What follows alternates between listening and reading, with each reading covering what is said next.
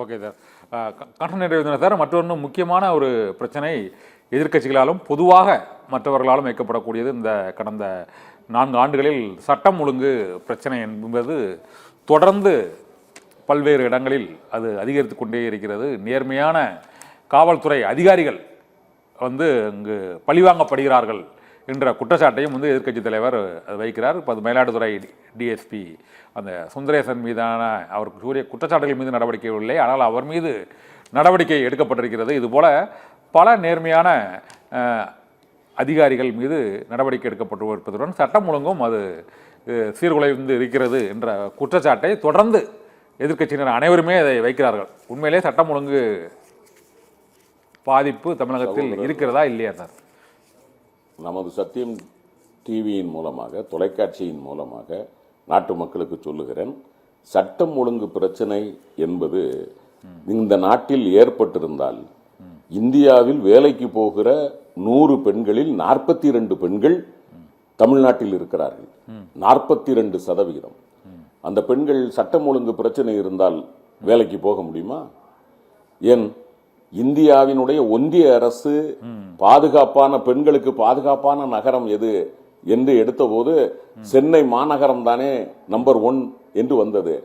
ஒன்று சொல்லுகிறேன், சட்டம் ஒழுங்கு பிரச்சனை என்பது 1-2 சமுதாயங்களுக்கு இடையிலான பிரச்சனையாக, அல்லது 2 மத ரீதியான பிரச்சனையாக, அல்லது போகிற இடங்களிலெல்லாம் கொள்ளை கொள்ளை என்று நடப்பதை போல இருந்து மக்கள் வெளியே வருவதற்கு அச்சம் தருவதாக இருந்தால் மட்டுமே அது சட்டம் ஒழுங்கு பிரச்சனை.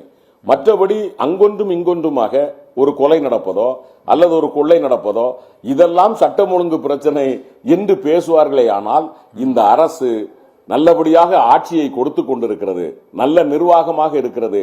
எனவேதான் அவர்களால் நிர்வாக குற்றச்சாட்டோ ஆட்சி முறை குற்றச்சாட்டோ அல்லது ஊழல் குற்றச்சாட்டோ வைக்க முடியாததால் ஆங்காங்கே நடக்கிற தனிமனித கொலைகளையோ அல்லது ஒரு தனிமனித நிர்வாகத்தில் இருக்கக்கூடிய சிறு சிறு குறைகளையோ பெரிதாக எடுத்து பேசுகிறார்கள் என்று சொன்னால் அறிவுடைய தமிழ் சமூகம் புரிந்து கொள்ளும், இந்த ஆட்சியின் மீது குறை சொல்வதற்கு ஏதும் வக்கில்லை. எனவே இது போன்ற ஒன்றுமில்லாத விஷயங்களை எடுத்து அவர்கள் பேசிக் கொண்டிருக்கிறார்கள். அரசியல் செய்ய வேண்டும் என்பதற்காக எதிர்க்கட்சிகள் பேசுகிறது, தவறென்று சொல்லவில்லை. ஆனால் இது போன்ற சின்ன சின்ன குற்றம் குறைகளையும் களைய வேண்டும் என்பதற்காகத்தான் 3 முறை மாண்புமிகு முதலமைச்சர் அவர்கள் காவல்துறை அதிகாரிகளோடு உட்கார்ந்து பேசி உரிய கவனம் செலுத்த சொல்லி இருக்கிறார்.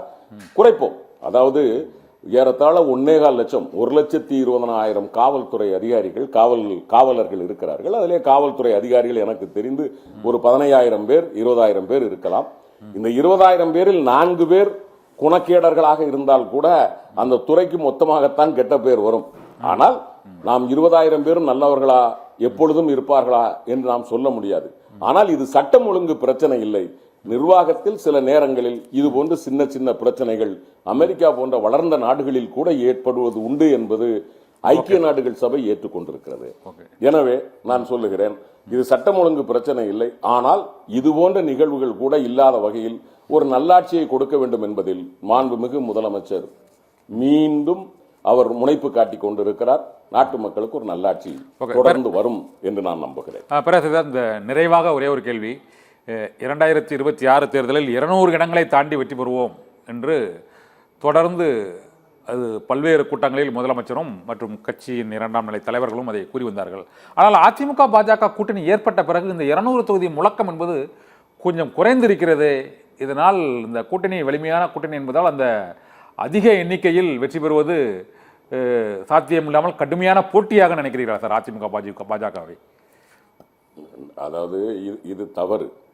நான் என்ன சொல்றேன், வெல்வோம் 200, படைப்போம் வரலாறு, இதுதான் லோகோ. அது நாங்க வெளியிட்டு ஒரு வாரத்துல மாண்புமிகு முதலமைச்சருக்கு பல இடங்கள்ல இருந்து தகவல் வந்தது.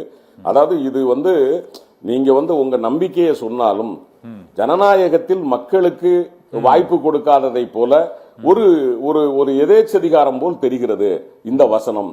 எனவே இதை நிறுத்திக் கொள்வது நல்லது என்று மாண்புமிகு முதலமைச்சர் அதை தெரிந்த பிறகு மாண்புமிகு முதலமைச்சரே சொன்னார், நாட்டு மக்கள் 200 எங்களுக்கு தருவார்கள் என்பதை போலத்தான் நம்மளுடைய பாதை இருக்க வேண்டுமே தவிர இது மக்களுக்கு ஒரு தவறான, அதாவது நாம் அந்த எண்ணத்தில் சொல்லவில்லை என்று சொன்னாலும் அந்த வார்த்தைகள் அப்படி தெரிகிறது. எனவே அதை நாம் நிறுத்திக் கொள்ளலாம் என்று சொன்னார். எனவே தானே தவிர இன்னும் சொல்லுகிறேன், நாங்கள் 200 இடங்களை வெல்வோம் என்பதை நாங்கள் சொல்லுவதை விட எங்கள் எதிரிகளே சொல்லிக் கொண்டிருக்கிறார்கள். மட்டுமல்ல, இந்த நாட்டின் மீது, இந்த சமூகத்தின் மீது அக்கறை உள்ள பத்திரிகையாளர்கள், சமூக ஆர்வலர்கள், அரசியல் ஆய்வறிஞர்கள் சொல்லிக் கொண்டுதான் இருக்கிறார்கள்.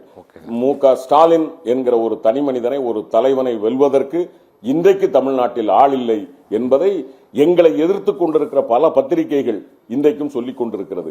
எனவே நாங்கள் அந்த வார்த்தை என்பது மக்களை நாம் ஒரு எதேச்சதிகாரத்தோடு பேசுற மாதிரி இருக்கிறதுனால் நாகரிகம் கருதி அமைதியாக, அடக்கமாக, ஒரு வழக்கமான அண்ணாவின் பாதையில், தலைவர் கலைஞரின் பாதையில் மக்களை அணுக வேண்டும் என்பதற்காக அந்த வார்த்தை நிறுத்தப்பட்டதே தவிர 200 வெல்வோம் என்பதில் எங்களுக்கு நம்பிக்கை குறைவில்லை.